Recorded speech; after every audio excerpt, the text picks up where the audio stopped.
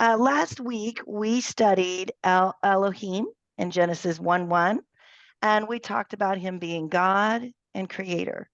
And I think about him quite a bit this week, and I use those names. Hopefully, they are becoming a little more comfortable for you.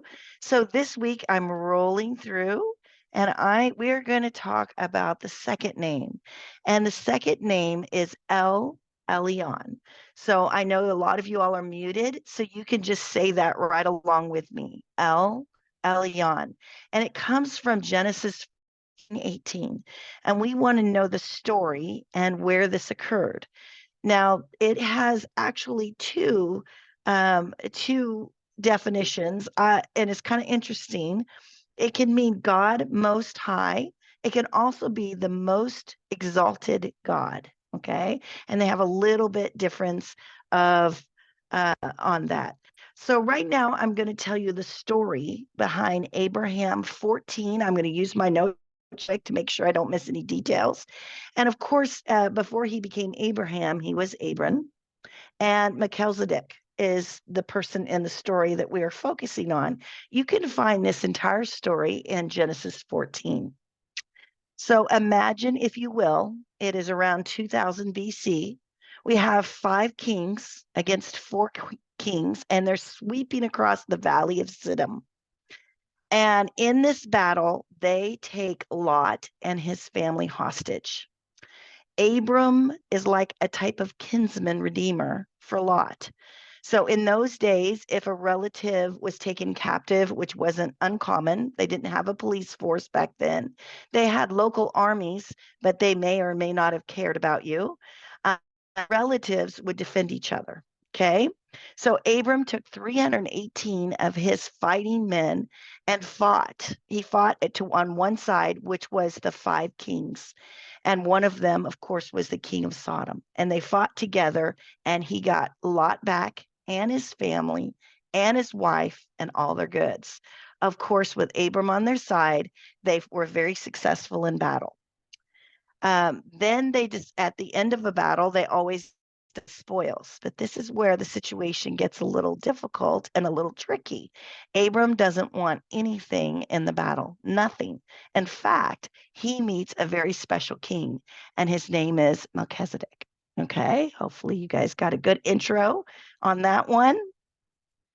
So this is where we see his name coming up. Elyon, I think I'm going to go over to the verses. So I'm going to pop over Do you here. want to go to full screen? Am I not full screen? No. What am I? You see all your tabs and your footnote. Okay, so can you see? Got it. Yes, right Okay. there. I'm going to move it back down. Can you see the verses? Because I want to read these first and I'll go back. Can you see them? Yeah. All right. So we're going to focus in on these verses right here. Then Melchizedek, king of Salem, that name should ring some bells. Salem. Stop and think in your mind. This is ancient Jerusalem. The last letters in it are Salem. Okay. So this is a king. He's both a king, and if you'll look down here, he's also a priest, which is kind of unusual. So he is an ancient king and priest of what we know as Jerusalem. Okay. And he brings out bread and wine. You should have a little bit of bells going off on this one in the New Testament. It brings out bread and wine, which was not uncommon when they did a covenant. And he is the priest of God Most High. This is where you'll find Elyon right here. And he blessed him and said, so this king and priest is now blessing Abram. Okay. And he said, blessed be Abram of Elyon, God Most High, possessor of heaven and earth. And that's not an uncommon name for God, especially among people who were maybe Gentiles at we didn't have the Israelite people, but people who weren't very familiar with God. So he was both possessor of heaven and earth, and not just the sky, but all the heavens. Okay. And this is what's really interesting. And blessed be God Most High. So now he's exalting God, right? Remember, we told you it has 2 different definitions. Who has delivered your enemies into your hand. And this is Abram. He gave a tenth of everything he had. Now the king of Sodom said to Abram, give me the persons and take the goods for yourself.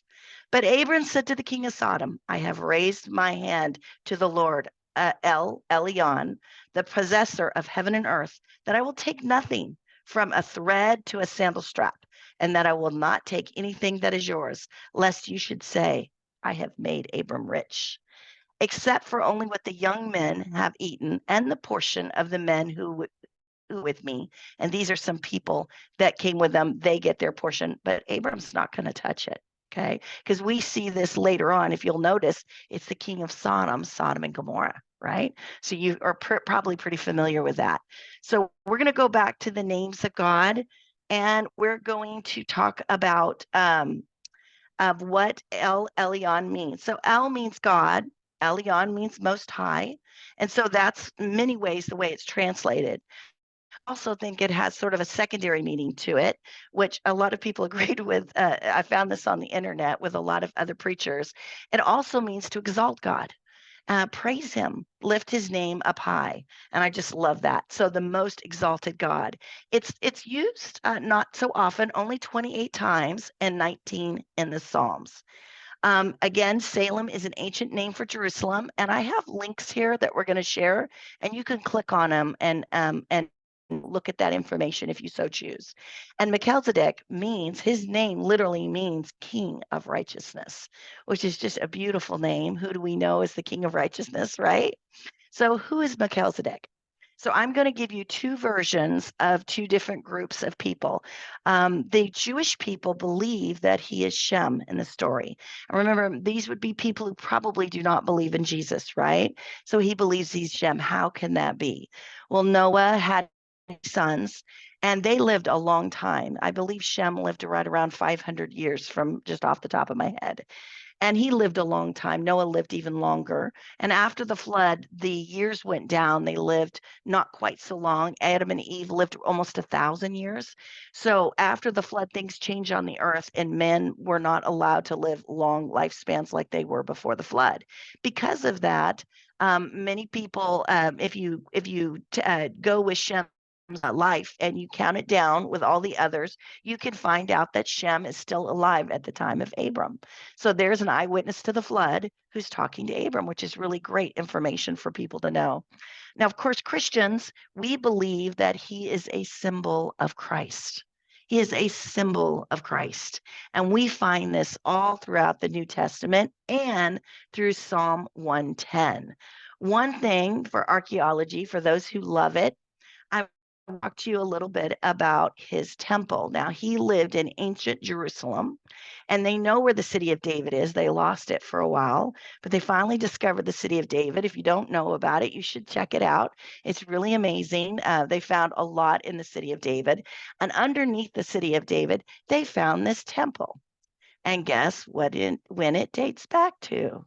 2000 BC. So many people believe that this is Melchizedek's temple. He was both a king and a priest. This is a wine press found there. This is an artist recreation here, but I have one from CBN Video and Earth Discovery, but there's several more that talk about it. Now, can I tell you 100% sure? Of course not. We don't have his name on it written, right? It's not like it is today, but everything matches the location exactly where it should be, right under the city of David, and also the timing and all dates to that proper time.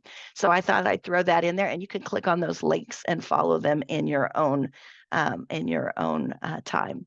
So one of the things that I've been really excited about on this, one more thing I wanted to tell you before I go on, I want to pop over to Psalm 110 because Melchizedek is also quoted there. And you can see it. This is Psalm 110:4. The Lord has sworn and will not relent. You are a priest forever, according to the order of Melchizedek. So we believe God is speaking to Jesus right here. And he is saying in Psalm 110 that Jesus is going to be both a king and a priest. Now, if you remember Aaron and you remember Moses, they're separate. One is a prophet or a leader, and the other is a priest. So they're two separate stations. You're going to find that a little bit different here in Melchizedek and how it represents Christ. If you pop over to Hebrews 5, 6 and 7, you'll also see the same thing repeated from the author in the New Testament about Jesus Christ being a priest together in the order of Melchizedek. Okay, so many of you guys knew that association, but I think it's kind of cool when we hear about Elyon. So it would be an ancient name for God. Maybe Noah used that name, maybe Shem used that name. We don't know, but it is an ancient name for God. Okay, so the last thing I want to get you used to before we stop, and I'm hoping you'll have a chance to speak in your own mic, is I want you to get used to using these names in the context. So we're going to speak them. So feel free to talk if you want to, especially on mute. It's a lot of fun. So in the very first one, we've got Genesis 1:1. And if you recall, it's Elohim. So we're going to say it out loud. In the beginning, Elohim created the heavens and the earth. One more time. In the beginning, Elohim created the heavens and the earth. And the last one, we're going to slip in that name we learned, Elyon, and we're going to put it in context. Blessed be Abram of Elyon, possessor of heaven and earth, and blessed be Elyon, exalting God, right? Who has delivered your enemies into your hands. So that's Genesis 4:19 and 20. The last thing we're going to do is do a very quick journaling. We want to give you a little time to reflect if any of these names meant anything to you, if you saw anything in them that really spoke with you in the Holy Spirit, we're encouraging you to do a little journaling. If you have time in your studies, you might be able to discuss it. That'll be up to your leader. But just to give you a chance to reflect, there are a couple of good questions up here that you can journal, but you don't have to. You can journal anything you want. So I'm going to play a little bit song. This is Elyon. It's a piano. It's real pretty. And I'm going to just play this and give you a few minutes of reflection.